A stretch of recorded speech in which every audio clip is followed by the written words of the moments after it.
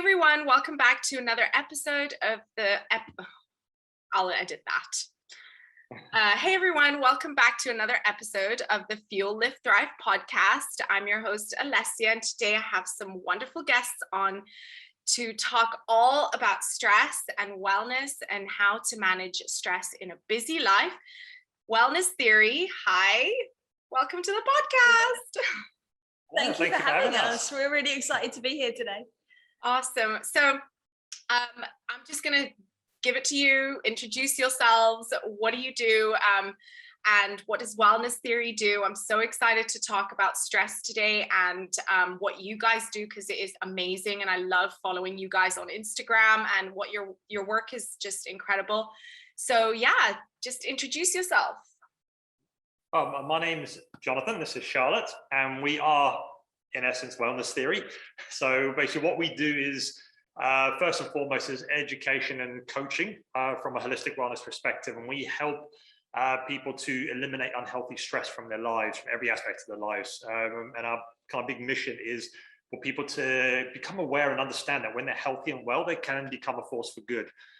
So stepping outside of what all that chaos is going on inside, and looking at everything in their life as a whole, as a holistic kind of being, and then starting to look at where the attention needs to go to have the biggest impact on their wellness, and eliminating that unhealthy stress from their life. Yeah, a big part of what we do stems from our background, right? So obviously, I know you know this, but for anybody listening, we've been in the health, fitness and wellness space for over 35 years now combined. And we started very much in that kind of commercial fitness space. So we've been in and out of that gym environment, in that setting for a long time, working as personal trainers, fitness managers, being responsible for different regions in different countries, and programming in various different facilities and things like that. And a big thing that we noticed going through that journey, that career journey, is that all of the people we work with, whether it was members of the gym, whether it was team members, whether it was colleagues, it was very much a case of the things that tend to be holding them back, and whatever the thing was they was really aiming for or wanted in their life, stress was the thing that was holding them back, right? Weight loss, stress was always a thing that made them struggle to keep it off, right? Or to stick to the lifestyle of choice that they wanted. Whether it was a team member that wanted a promotion, there was something there that was internally a struggle, which meant they were struggling to get there. So therefore it was a different style of coaching that was needed. So every single time, year after year, it was just coming back and just being highlighted more and more. Stress is this thing that needs our attention. That's like from a professional standpoint. And then personally, we've had our own experiences of stress and how it affects health, which is why now Wellness Theory is all about that, because we just feel like somebody needs to be beating that drum. So we thought, why not us? Yeah, it's amazing, because I think having been in the fitness space for so long, and having started in commercial gym, commercial fitness, where sometimes it gets ignored and put on the back burner, the whole stress equation, but only now things are becoming more like holistic and more integrative, and a more 360 approach to health and wellness. And fitness is still lagging a little bit behind, but it's catching up. And I think that, no matter what, when you're looking to lose weight, when you're looking to get healthy and fit, you can't ignore how stress and the impact it has on your life. So how do you help your clients in Wellness Theory? Like, how do you work with your clients? What do you do to help them? Yeah, well, we do. What we do with clients is we take them through what we call our four-phase human blueprint. So we work with them over a period of 12 months. And that allows us to really deep dive into every aspect of their wellness, of their life, and to see kind of what needs the most attention, and also what's going to help give them the biggest win with the least amount of effort to start with, to show them that how easy it actually is when they start to get out of their own way, and then also to implement what they're learning and what they're discovering in real life situations. Because I think the one thing that we found out from even our old coaching kind of models is we teach people and they feel good in the moment, but when they have to then take it into real life, they struggle to build that connection And that's why we do the 12-month coaching program now, because we get to help people experience and put these into practice, put these tools and these things into practice in a real life environment. So that way they get to see, oh, okay, this isn't working, I'm struggling with this. How do I integrate it better? And that's kind of how we help clients on that perspective. And I know Charlotte's going to go a little bit more into the 4-phase human blueprint itself. Yeah, basically, essentially, we go through four phases, right? Everybody's journey is very unique, so it's always going to take a slightly different form in terms of the specific techniques and tools that we use. But essentially, what we're looking to do with anybody we work with is get to the root cause of a problem, right? So whether they're coming with anxiety or panic attacks, or whether they're coming with just feeling lost about their place in the world and what their purpose is, they're coming with something. Sometimes it's busy parents that don't know like really how they're doing it, right? And they're just almost at that tipping point. They're spinning so many plates and they just don't know what's next, and they're worried they're going to drop them. So the stress is manifesting very differently for everyone, as always. But what we found is we always bring it back to the same blueprint that we all hold, and that's that we have a certain amount of conditioning in our system, right? All the things we've learned until today. And so we take people through what we're discovery phase, which helps them to dig into that. Then we start to help them to reset their state, right? We help them reset. Okay, well, how are they showing up? What's that emotional charge that they're carrying that's informing their behaviors? And when we start to do that, and we start to help them realign their nervous system and everything else that's going on within, and their quality of thinking, we then help them move into an alignment phase, which is the 3rd phase, which is where they then start to feel like everything's coming together. So those plates that they're spinning actually just feel very stable. They're not having to be the ones spinning them anymore. Actually, they're in like a creation mode where now they actually are juggling them in a beautiful way that they want to, and the way they choose to.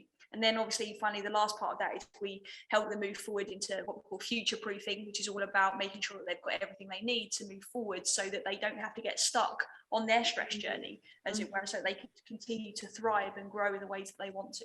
I love that. That is so amazing, and it's so integrative, and it's so many moving parts. And you mentioned the stress journey, and I saw one of your posts recently, and I just thought, oh my God, we have to talk about this on the podcast, because I think so many people, when they're in this stress phase of their lives, they kind of feel like so overwhelmed, and they just don't know like the next step to take. And I think when I was looking through the posts, I was like, oh my God, there's like these phases and these kind of different sections of someone's journey through stress. And I thought this is something that I really want to talk about and share with my listeners. So tell me about that. What is the stress journey? Let you start with that one. one. Definitely. John, Charlotte, who's going to say? So you can get into this from many different angles. So I'm going to put it in a way that hopefully your listeners will be able to relate to. Now, the first thing here really is recognizing, first and foremost, that stress isn't the enemy, right? Stress isn't a bad thing. Stress can be a beautiful thing and help us grow in so many ways. So we're not here like bashing stress altogether. It's really important to understand what we're talking about is we're talking about unhealthy stress, because we at the start of our journey, we've all been on the stress journey since we were born, right? We've all been going through these little stressful experiences when we're crying because we're hungry as an infant, and that's a form of stress, right? Except when we obviously grow up, we're starting to learn, okay, how do we deal with that stress? How do we manage that stress?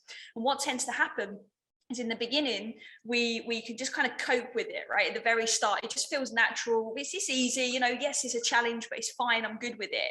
And then we get to a point where we just get a little bit too much and our stress starts to compound a little bit and we stop growing.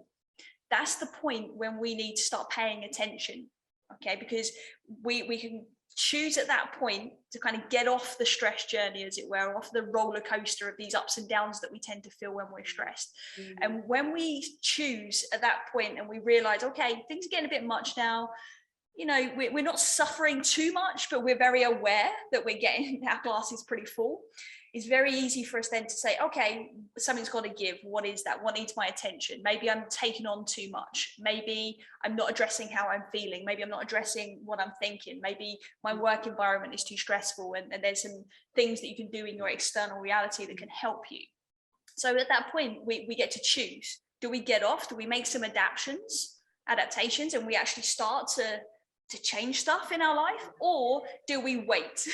And this unfortunately is what most people do, and often not for any fault of their own, but really just because that's how they've learned to deal with it. You know, push through, it's fine, you'll come out the other side, or don't express how you feel, you'll be judged, XYZ. There's so many different ways you but what happens is we don't adapt, we don't choose to adapt always, and at that point it then gets very hard to come back from. So we end up just compiling and compounding even more stress. So it adds up, and then we get to this place that we call the tipping point, right? Which is then start to just have that one thing that tips us over the edge, right? I think we've all been there. We can all relate to maybe that one thing that someone said and boom, they got it, right?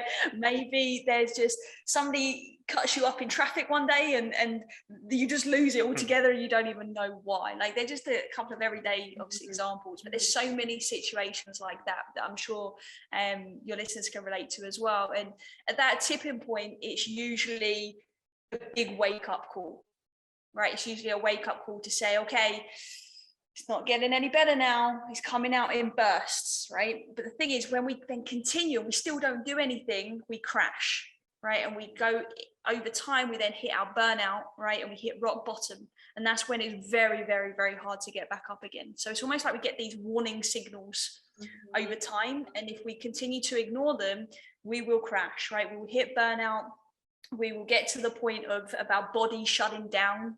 We'll get to the point of getting sick regularly. We'll get to the point of being consumed by our own thinking, sometimes leading into suicidal ideation, sometimes leading into panic attacks, sometimes leading into chronic pain like Jonathan experienced. There's so many different ways that will start to manifest. And when we hit that rock bottom or that burnout phase, that's when we then have no choice but to listen. Right. And that's usually, unfortunately, it's becoming more and more common to see that people get into that point. And it's almost understandable in a way, because the world is busy, the world is fast, right? And we're all trying to catch up and stay on this hamster wheel of life. And we're just not giving ourselves the time and the I think the love probably is the best way to describe it, to actually be able to say, it's okay, slow down, right? Like, you don't have to stay on that wheel. You can step off, even if it's just for a minute. So that stepping off for a minute can be the difference between somebody hitting rock bottom or somebody adapting well to stress and actually starting to navigate it in a healthy way. Wow, that is so interesting, because I think like you said, so many people only start to pay attention when they've reached burnout. And how can we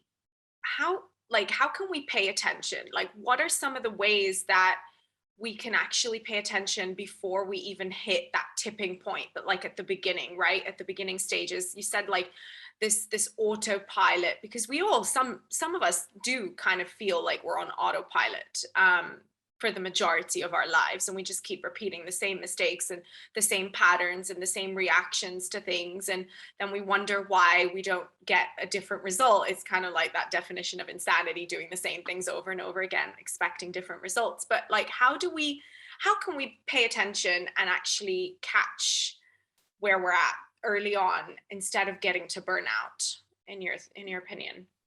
Great question. Yeah, definitely. Awareness is a key one here as well. It's becoming aware and just listening to those signals that Charlotte was talking about, because our body's sending these signals all the time.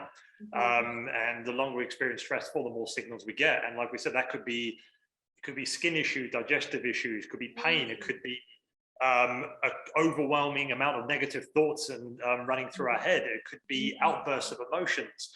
And it's our job at this point is to kind of step back and become aware and going, okay, I don't want to feel this way. I don't want to think this way. Like, what's happening? This is a signal that I'm starting to physically kind of notice now.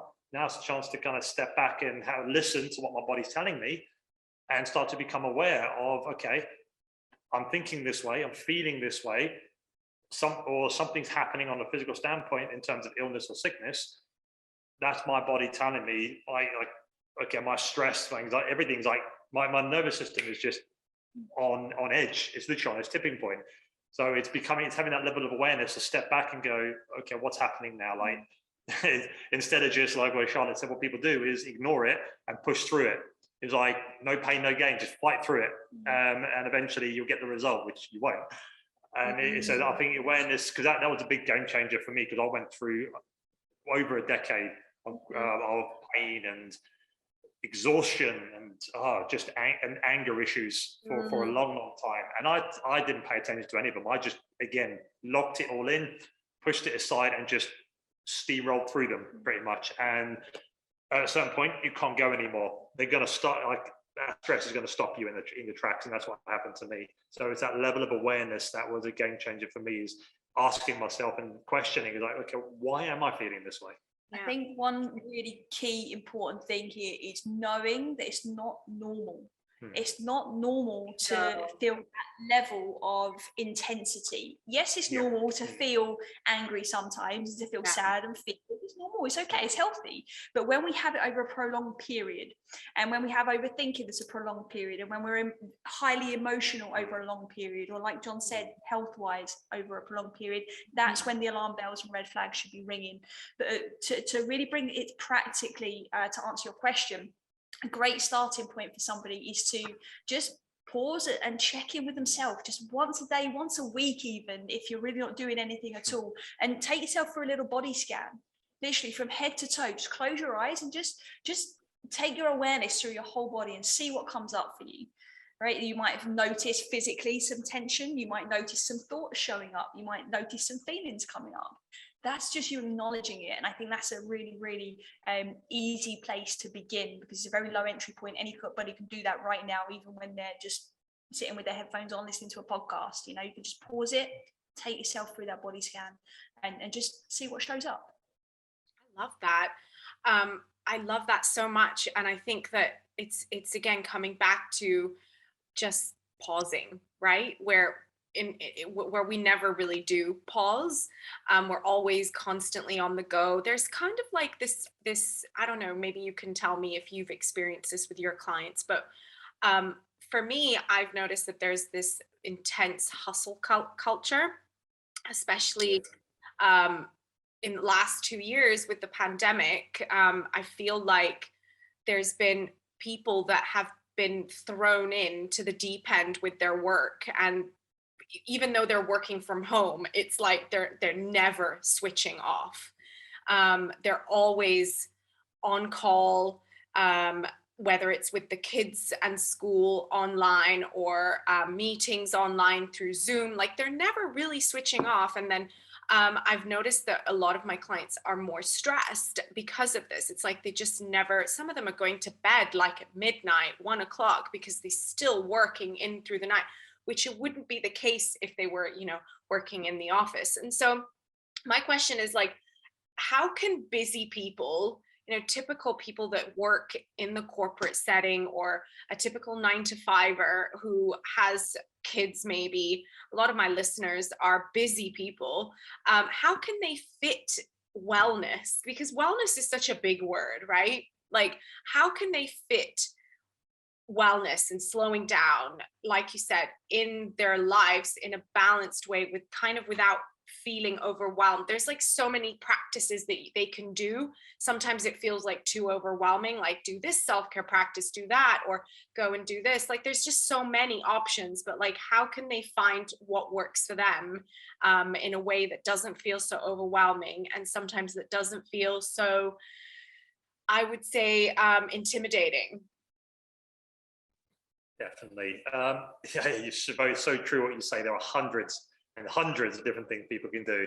And I think this is where that confusion comes in, is because everyone's just saying, try this, is the best thing ever, and try this, it's the best technique to get you to sleep, or try this, is the best thing for your health. And the thing is, there is no best thing. The thing is, we have everything we need inside. We don't need all these amazing so-called new inventions that have come up. There's nothing new. Everything has been done, and it's being done now. It's just important to realize is what's going to work for you, and also is finding that one thing that gives you the biggest return of investment for your wellness. Like, I'll give you an example of one of our clients who was doing regularly in the morning breath work, into some mobility, into some exercise, into some reflection, and then all of a sudden work got busy, life got busy, and couldn't maintain that. So it became overwhelmed because that was too much. Yeah. So the key is what's the one thing that gives the biggest return out of everything they're doing?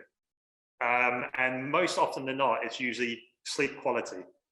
That we find sleep has a direct effect on every single aspect of your wellness. So if you want to focus on one thing that doesn't cost a thing, is focus on sleep quality over quantity, and that's getting yourself into that good sleep hygiene to be able to have a fully restorative sleep. So when you wake up, you've got the consistent energy to be able to think resourcefully, feel and show up in the way you want to be more productive and creative.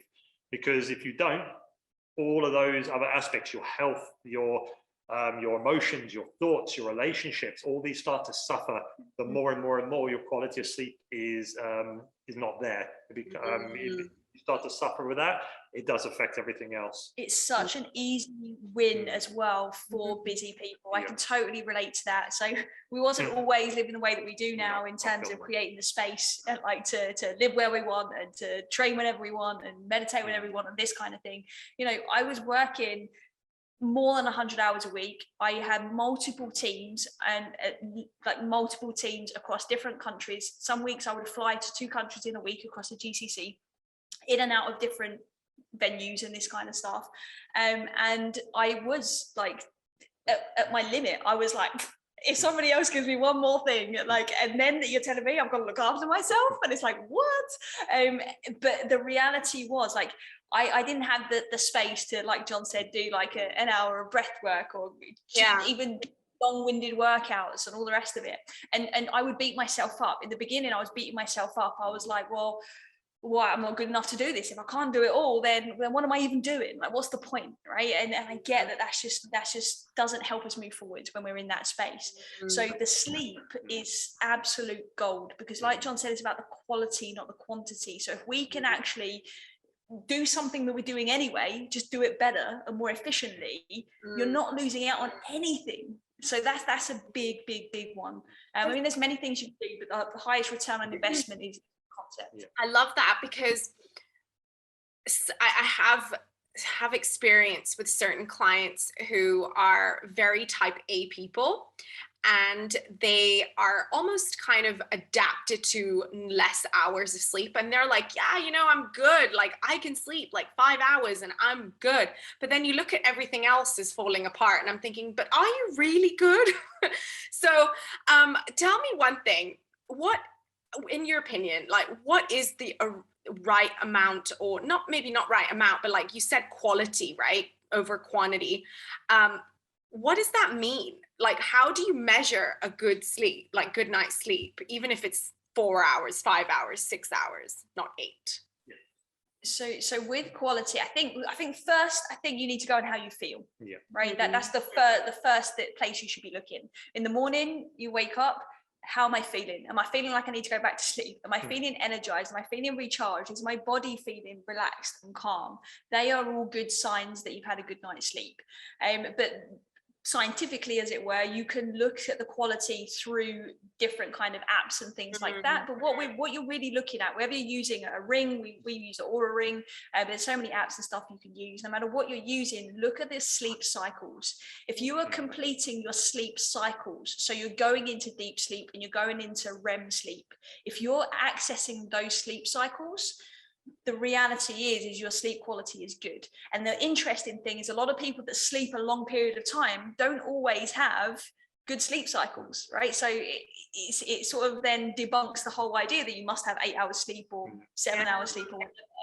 It's really about the sleep cycles and if you're moving through them. But I would always say, before you use tech, listen to yourself first. And then if you're curious, you like geeking out like we do, then get into the tech, and then you can actually start predicting what's going on. And interestingly enough, is it last night or yesterday? I think I even said, John, like, my REM sleep was messed up last night, I can tell. And then I went to my ring and I looked at my data, and it was in the red. And I was like, I knew it. Yeah, exactly. It's become more attuned with yourself. It took time to figure that out. But yeah, I mean, the reality is everybody listening knows. Yeah, and it's that same thing. It's why some people who don't have good quality sleep, they tend to nap during the day and feel better afterwards. It's because their body's telling them you need that extra bit of recovery. So when they nap and they wake up, they've got those extra bits, those extra sleep cycles they missed out on. which is why people, when they sleep 6 hours and they feel rubbish, but then they feel better when they sleep 8, is not because they need longer. It's because they're not going through the cycles. They're waking up too much in between. So their brain's not going through those sleep cycles effectively and efficiently enough. So they need more sleep to get those cycles in to recover mentally and physically. Whereas if you get a good like a sleep hygiene routine going, and it doesn't have to take a lot of time at all, is you can sleep 5-6 hours. And as long as the quality is good throughout and you don't have that broken sleep, you wake up feeling refreshed and energized. And throughout the day, you're more resourceful. And that feeling of, I haven't got enough time to do anything, that stress usually elicits, you start to think, oh, I've got so much done today and I've still got 6 hours left. Because it's not about you don't have enough time to do stuff, it's because you're not worrying, you're not being productive for 5 minutes and then freaking out for the next hour about everything else you have to do before you actually be productive again, if that makes sense. So you're actually more creative and on it. So you actually finish everything and you're going, oh, I've got some spare time here. And that's because you've got that mental and physical restorative sleep, and you're more aligned when you wake up mentally, physically, and emotionally. So it's easier and it flows better. I'm sure everyone who's listening to this has woken up and had a day at some point where they feel everything just felt easy. It flowed, there was no issues, everything just felt, it was like amazing. That is alignment. That is your mental, physical, emotional alignment. It's telling you, yeah, you're in flow. Whereas some days you wake up and you might only have one thing to do, but it takes you all day and you still don't get it done. And it feels hard. It feels challenging. And then again, that's your body saying you're not aligned. Like you haven't, your mind and body are just not connected. You haven't had that quality of sleep. So because of that disconnection there, nothing's working as it's supposed to work. So everything doesn't flow and it becomes much, much harder than it needs to be. Oh, wow. That is so, so true. And it's so interesting because we have always been told you have to have 8 hours of sleep, no matter what, 8 to 9, 8 to 9.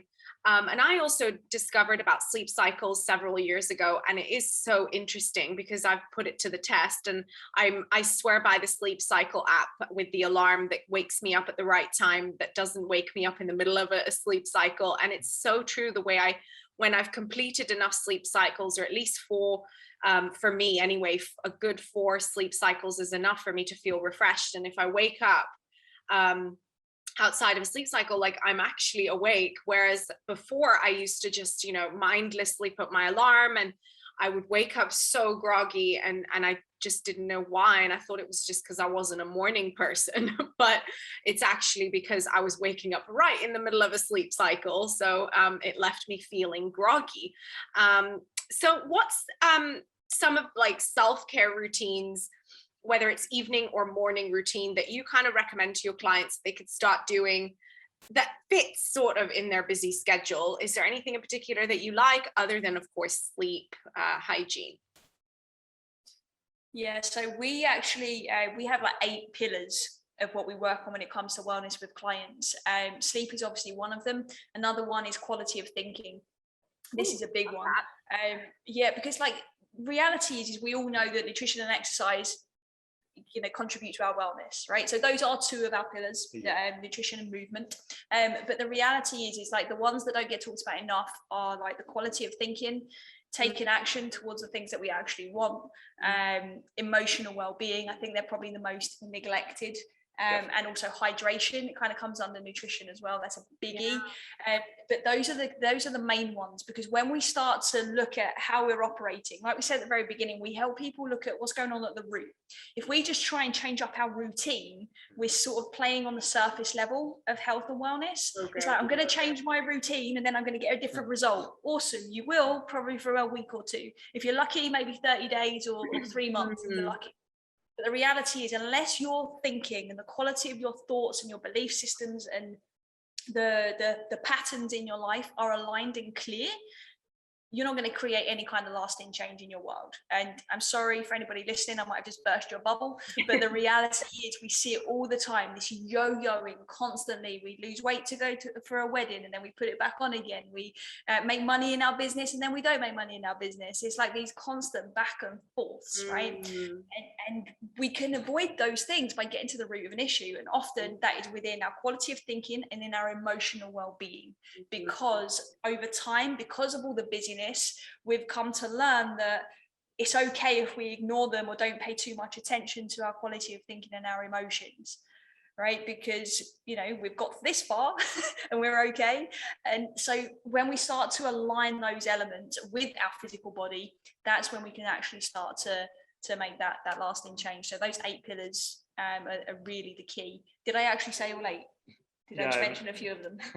You mentioned most of them. Well, one is energy as well, but we've already spoken about energy, and that's kind of a byproduct of everything else. That's just there if everything else is looked at. Whereas a lot of people tend to focus on energy first, is by obviously doping up on caffeine and energy drinks and other stimulants. Whereas by sorting out their sleep, their emotions, their quality of thinking, energy becomes a consistent byproduct of all that anyway. Yeah.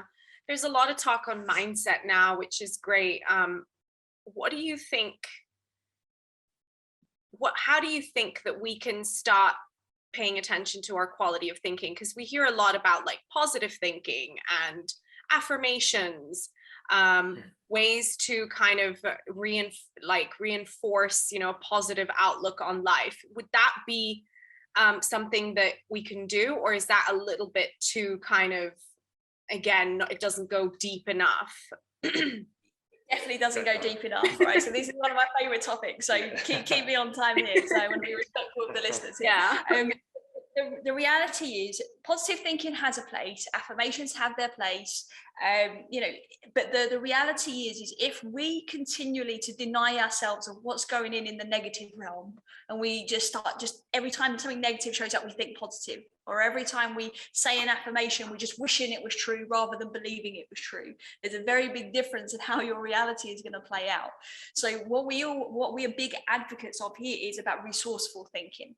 When we can learn to think resourcefully from a place of resource, which is inside of you, right? When we start to actually connect with that and listen to the dialogue, right? It's that we're not there to judge the dialogue. We're there to just listen and say, okay, well, is this serving me or is this not? Me believing that I'm not good enough as I go into my meeting at work today, is that serving you, or is that actually creating a result that you don't want in your life? Right? So you got to start to question the thinking. That's so important. The question, is this helping me or is this not? And if it helps you all day, every day to just keep shifting your negatives to positives, carry on. But the reality is at some point that is likely to get exhausting. I was just going to say that, yeah. Yeah, it's taxing and it's not realistic. You know, if you're a busy person, you've got probably people trying to take your energy and your attention in every which way, whether that's kids, bosses, colleagues, friends, family, whatever. The reality is we need to create space for those things. And to do that first, we have to address our own stuff before we can start to entertain what everybody else wants from us. Oh my gosh, that is so true. I love that, because I think there is a lot of, you know, talk around positive thinking, but then sometimes it's just like you said, it's putting a band-aid, it's kind of covering up. You're not getting to the root. You're just kind of wishing things or affirming something that you don't even believe. And I love that questioning your thoughts. Again, it brings it back to awareness, and I think it's very helpful once you start becoming aware. Journaling is something that I've always liked to do, to just become aware of my thoughts. Like sometimes I just write whatever is that comes up in my mind that day. What do you think is some ways people hold themselves back? Because I feel like sometimes some people can be so successful in fitness, so successful in nutrition, but then their inner world it's just a mess. And I feel like sometimes we can hold ourselves back from our true potential to become the best versions of ourselves. Like, what do you think holds people back? I think personally, a lot of the time, I think with people, it's comparing themselves to others is a huge one that holds people back. Especially in this industry. Yeah, especially in the fitness industry. Yeah. Especially obviously now with the boom of social media and the perfect Instagram fitness influencers and models on there. It gives an unrealistic expectation of what fitness is. And people compare themselves, and when they start to do that, they start to lose their self-worth and think, I can't achieve that. Like, to be fit and healthy, I've got to look like that, or I've got to be like that. I can't achieve that. And then again, it comes back into that self-talk. Then again, the language we use, the thoughts that are going through, and then that starts to bring people into the mindset and the action taking of, why bother then? It's like, it's and they make it look so easy. When I've tried it so hard, I'm not getting the result. That must mean they're better at it than me. I'm not good enough. And it comes back to that quality of thinking again, of how people see themselves and how they perceive themselves. So instead of thinking about what their strengths are, what they're good at, how good they are, they start to think, oh, these people are better than me, based on what they see externally. And the thing is everyone has the potential to be great, to be at anything they do, but they need to believe in it. They've got to stop that self-talk, like that destructive, unresourceful thinking that they tell themselves, and start to think that it's not about what they're doing, it's about my journey. And I think especially with fitness, it's such a unique journey when it comes to going achieving your goals in fitness. And if you start comparing yourself to others, you failed already, because everyone responds differently, and you've got to find the process that works for you. Beasting yourself 6 days a week in the gym and eating crazy strict and not going out for dinner with friends and that, like I used to, doesn't work. It didn't work for me, and it might work for some people, which is awesome, but it's not going to work for everyone. And I think that's a key, if everyone can remember that. There is no one size fits all solution. So forget about comparing yourself to others. Just compare yourself to yourself. It's like, what do you think about yourself? How do you feel about yourself? Because that's going to be the key driver into if you are going to actually achieve those lasting results or not. I'd love to just add to that another layer of why all that's happening in the first place. And that's, I think, one of the things that's holding people back is that they're being driven by their emotions and they don't even know it. They're being driven by emotional charge which is fueling them to compare themselves, or to think that they can or can't do whatever it is they want to achieve. But the reality is that's coming from an emotional place. Otherwise, you wouldn't care so much, right? There's evidence that there's emotion there that needs some attention. And that could be emotion from the past that needs to be discharged and expressed. That could be you stepping into a new emotion to be able to fuel what it is you do want. So I think that emotional awareness and emotional literacy needs to be improved for anything anybody wants to achieve. Because when we can start to shine a light on that, then we start to understand why we're thinking the way we are, why we're behaving the way that we are, and then eventually why we're getting the results that we are. Yeah, I remember one of my first therapy sessions back in the day when I was kind of first awakening.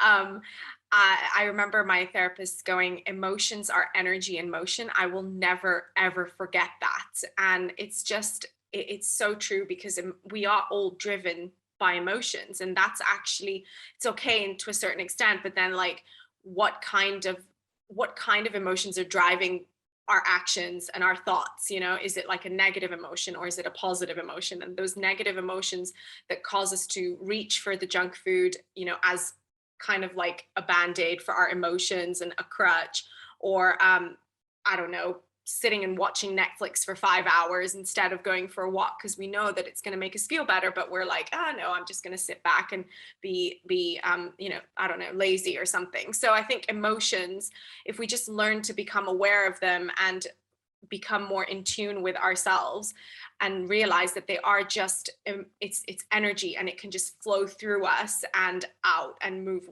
through us and out, then I think that would help people so much.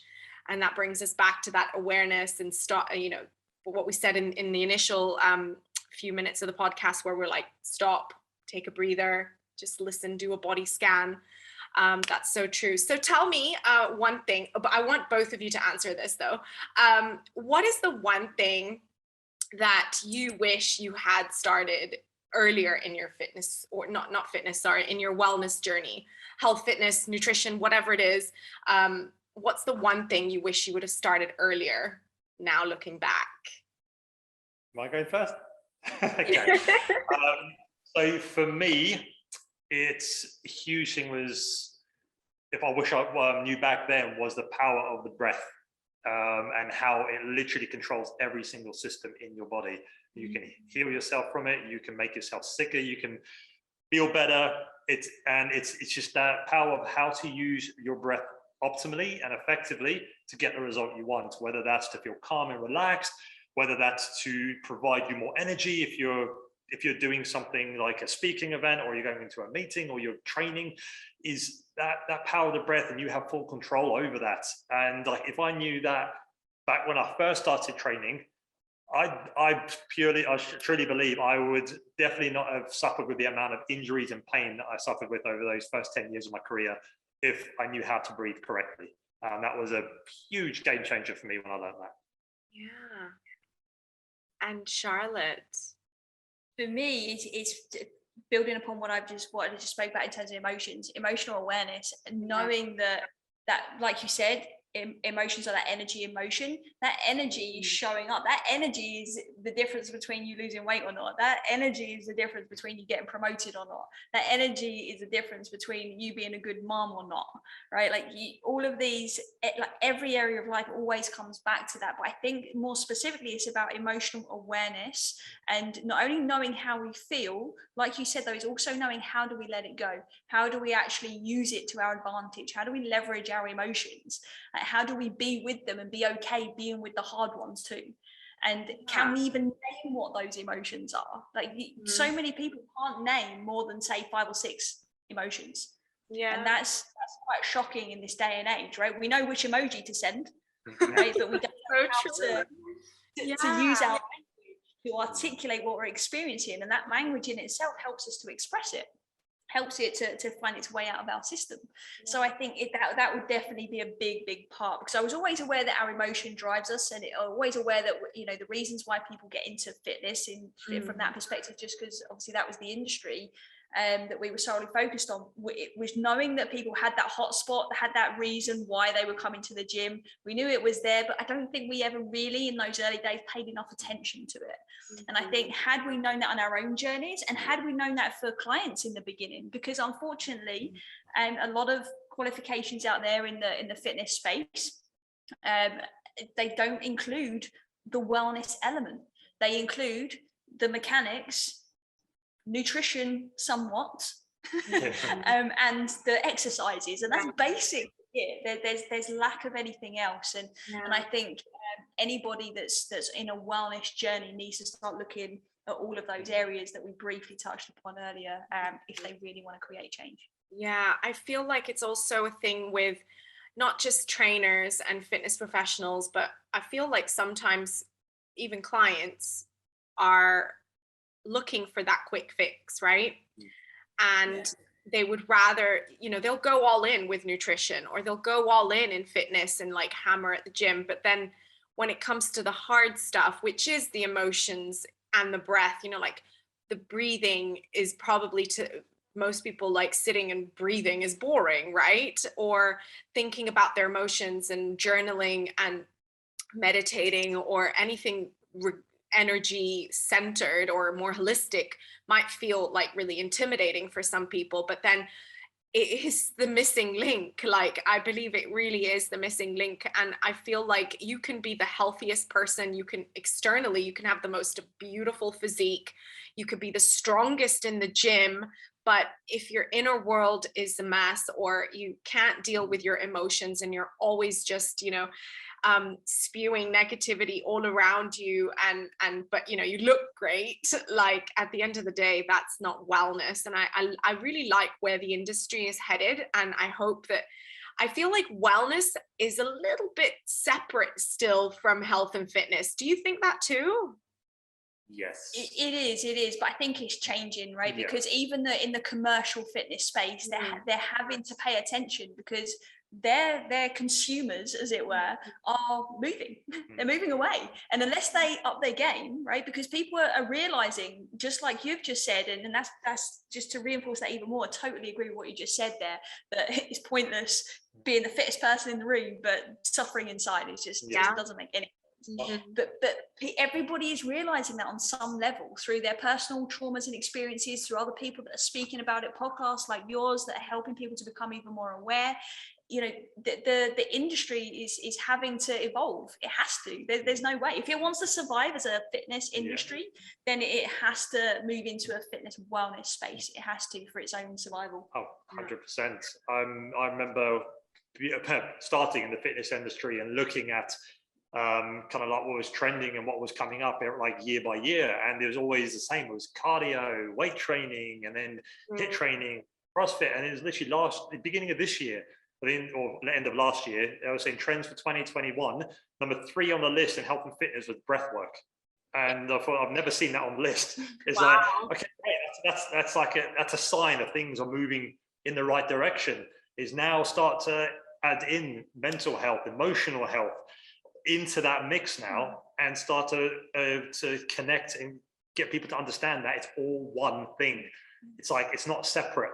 You can't have an amazing diet and an amazing fitness program, and you're not looking after your quality of thinking or your emotional health. And you can't do the same thing. You can't be focusing 100% on your mental health and completely neglect your physical health. It just doesn't work. You're always going to come back around full circle again to that pain and suffering that you've been experiencing. Yeah. There's something to look out for, and you may already be aware of this as well, is, you know, The Rock, Dwayne "The Rock" Johnson, the legend. He has created something called Athleticon, which is, it's going to be launching, I believe it was supposed to be this year, but I think it might be next year now. It's in Atlanta in the US, but I definitely think it's going to become like the next big like conference, as it were, in the wellness fitness space, where he's bringing together wellness, athletics, and fitness and entertainment together. So he's bringing all of those 3 elements together, because those are the core things that are driving everybody's behavior right now, right? Like in terms of the well-being of the future and humanity, right? If because people are choosing entertainment over exercise, right? We know this. We're, like you said, we're watching Netflix instead of going for a walk. We're scrolling on social media instead of cooking our food for fresh. You know, so bringing those elements together is so powerful. And I'm really, like you said, also really excited about where it's all going, because I think if we can not get lost in it, but learn to enjoy it and be curious, I think everybody will thrive and find their thing. You know, that one return on investment thing that we mentioned earlier, like, they'll find it if they're curious. Exactly. That's so cool about The Rock. I haven't heard about this, so I need to do a little bit of Googling. Okay, cool. So I love this conversation. I could just keep talking to you guys like for hours and pick your brains on everything wellness, but I do have a time cap. I don't want to keep my listeners on here too long, but I do want to end this conversation today with just asking you guys if you could just tell me, what is your favorite quote and why? I ask this to all my guests. So I'd love to know if you have one. If you don't, that's okay. But if you do, it doesn't have to necessarily be a quote. It could be like a motto or something of an affirmation, whatever it is that kind of it gets you going. Yeah, I think there's so many gems out there, and I think really don't even understand the depth of the ones that we do know and that we love, you know, I think on some level. But the one at the moment that's most prominent for me, and it's interesting because you obviously mentioned that you was going to ask us this, and I'd only made a post, I think it was yesterday or the day before, and I put it in the post, and it was, I am because we are. And I just think that's so powerful, because when we are, right, and when we really step into our amness, and what I mean by that is really owning everything about who we are on a human level, on a spiritual level, on an energetic level, I think that's when we have that ripple effect into humanity, and we can be united, and we remember that actually we are one and the same. And actually, I can only exist because you exist. I can only be healthy because you exist, right? And I just think that's so powerful. It literally gives me goosebumps now as I'm saying this. Beautiful. And it's just so powerful. And I think sometimes it's easy to forget that. Yeah, wow, love that. So beautiful. And Jonathan, do you have one? Yeah, I don't have a favorite one. I've got a lot, which hard to pick one. So many. I did pick one. So obviously one is from a guy called Jason Silver, and the quote is basically, once we realize the extraordinary power we have to compose our lives, we'll move from passive conditioned thinking to being co-creators of our fate. And the purpose of that is we have the power to create the life we want. And we need to get out of that thing of that victim mentality of blaming everyone around us and looking for the external thing to help guide us to where we want to be, and start creating what we want instead of waiting for it. Oh my gosh, you guys, that is so inspiring. Wow, I love that. I hope you guys that are listening love that as much as I do. It's been just such an honor to have you guys on here. Where could my listeners find you and connect with you? So they can find us on Instagram at Wellness Theory, or they can go to thewellnesstheory.com. If they go to thewellnesstheory.com, they can do like this free assessment tool that we've created where they can actually assess their wellness in those 8 areas that we mentioned earlier. So if they want to know what is like the place that they can start now to maybe think a little bit more holistically about their own wellness, they can go on there. It's like, takes you 5 minutes to do. You'll get a personalized report, you'll get a bunch of free videos, and really just as our gift to anybody that wants to go and co-create their own future and their own fate and their own health, and that's there for them if they want to.